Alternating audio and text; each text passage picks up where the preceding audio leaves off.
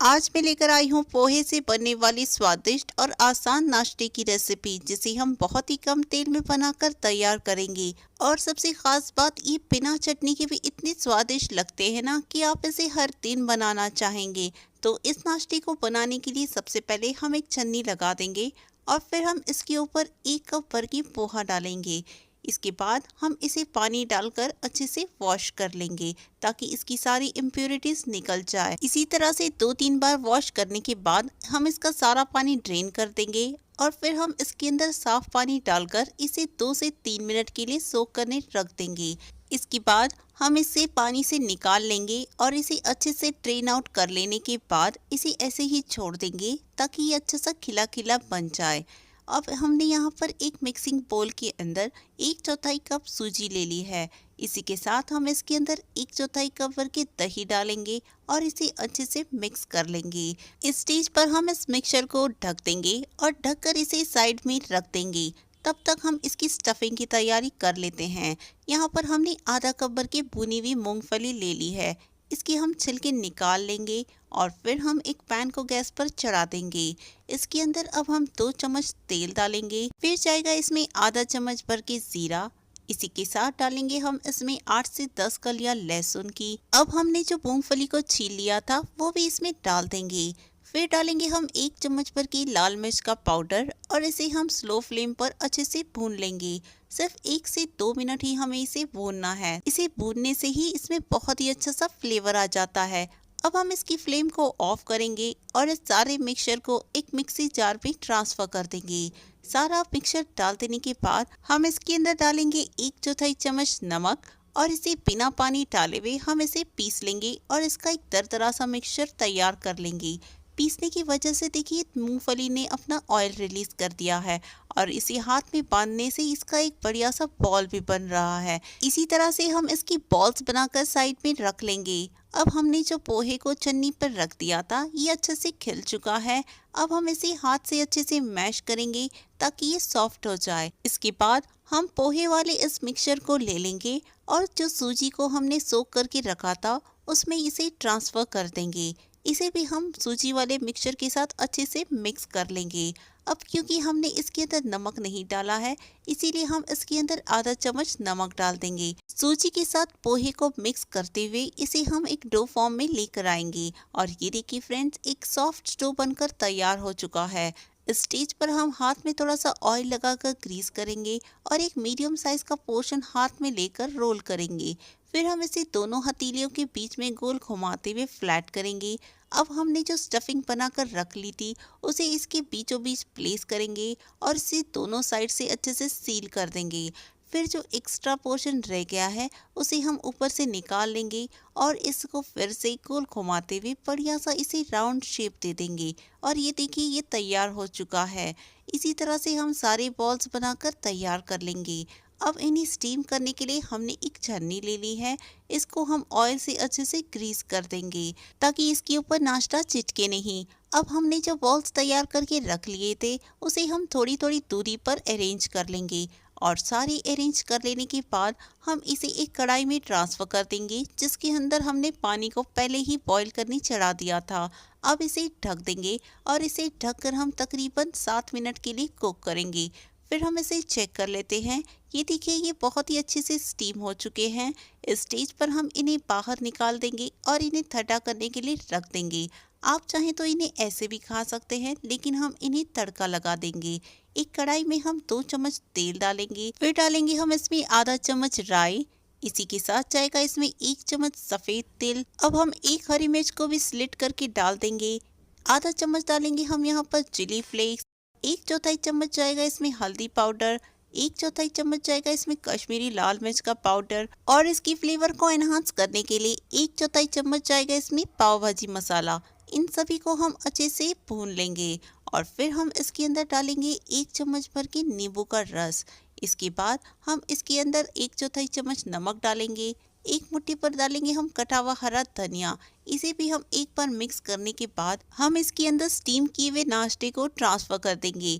इस स्टेज पर हम इसकी फ्लेम को हाई करेंगे और हाई फ्लेम पर इस नाश्ते को हम तड़के के साथ टॉस करेंगे। बस ध्यान रखना है कि हमें इसे हल्के हाथों से मिक्स करना है और जैसा ही ये नाश्ता मसालों से अच्छे से कोट हो जाएगा, इस स्टेज पर हम इसकी फ्लेम को ऑफ करेंगे और इस गर्मा गर्म नाश्ते को हम एक सर्विंग डिश में ट्रांसफर कर देंगे। तो ये लीजिए दोस्तों, बहुत ही टेस्टी और हेल्दी, एकदम कम तेल में बनने वाला पोहे का नाश्ता अब तैयार हो चुका है। अगर आपको भी रोटी सब्जी बनाने का मन न करे और बनाना चाहते हैं कुछ इंस्टेंट हल्का फुल्का सा नाश्ता, तो आज मैं लेकर आई हूँ सिर्फ 1 कटोरी चावल से बनने वाला बहुत ही स्वादिष्ट नाश्ता। साथ ही मैं शेयर करूँगी एक चटनी जो इसके स्वाद को तो दुगना कर देगी। तो इस नाश्ते को बनाने के लिए सबसे पहले हम एक छन्नी लगा लेंगे। इसके बाद हम इसके अंदर 1 कटोरी भर के कच्चा चावल डाल देंगे और फिर हम इसके अंदर पानी डालकर इसे हाथों से अच्छे से मसलते हुए वॉश कर लेंगे ताकि इसकी सारी इम्प्योरिटीज निकल जाए। अब हम इसका पानी फेंक देंगे और इसी तरह से हम 2 से 3 बार वॉश करने के बाद इसके अंदर हम फिर से साफ पानी भर देंगे और इसे सोक करने के लिए हम रख देंगे तकरीबन 1 घंटे के लिए। अगर आपके पास ज़्यादा टाइम हो तो आप इसे ओवरनाइट भी सोक करने रख सकते हैं और फिर इसका सारा पानी ड्रेन आउट करने के बाद इसे मिक्सी जार में ट्रांसफ़र कर सकते हैं। इसकी फ्लेवर को और एनहांस करने के लिए हम इसमें डालेंगे 1/4 कप भर के ग्रेट किया हुआ कोकोनट और फिर हम डालेंगे इसमें 2 हरी मिर्च, 1 इंच जाएगा इसमें अदरक का टुकड़ा, आधा चम्मच डालेंगे हम नमक और फिर डालेंगे हम इसके अंदर 1 कप भर के दही। इसे डालने के बाद हम इसे अच्छा सा पीस लेंगे ताकि इसका फाइन पेस्ट बनकर तैयार हो जाए। और ये देखिए फ्रेंड्स, जिस तरह डोसे का बैटर होता है ना, उसी तरह से ये पिस चुका है। अब इस मिक्सचर को हम एक बोल के अंदर ट्रांसफर कर देंगे। इस मिक्सचर को पोर कर लेने के बाद हम इसके अंदर डालेंगे आधा कप भर के सूजी और इसे हम स्पैचुला की मदद से अच्छे से मिक्स करते जाएंगे। और ये देखिए फ्रेंड्स, इसका एक गाढ़ा सा मिक्सचर बनकर तैयार हो चुका है। अब हम इस मिक्सचर को लिड लगा देंगे और इसे हम रेस्ट करने के लिए छोड़ देंगे ताकि सूजी इसके अंदर अच्छे से फूल जाए।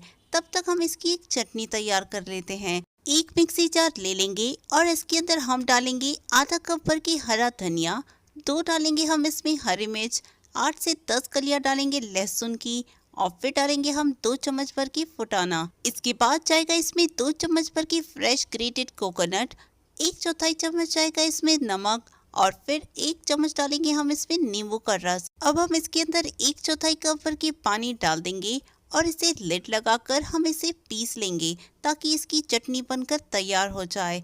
इस चटनी को हम एक कटोरी में ट्रांसफर कर देंगे और इसके बाद हम कोई भी एक डिब्बा या तो फिर एक केक टिन ले लेंगे और इसको हम ऑयल से अच्छे से ग्रीस कर देंगे। फिर हमने जो चावल का बैटर बनाकर रख लिया था उसका लिड हम हटा देंगे और इसके अंदर हम 1 चम्मच डालेंगे इनो फ्रूट सॉल्ट। अब इसे एक्टिवेट करने के लिए हम डालेंगे 1 चम्मच भर के पानी और इसे स्पैचुला से अच्छे से मिक्स कर लेंगे। हमें बस यहाँ पर ध्यान रखना है कि इसे ओवर मिक्स नहीं करना है।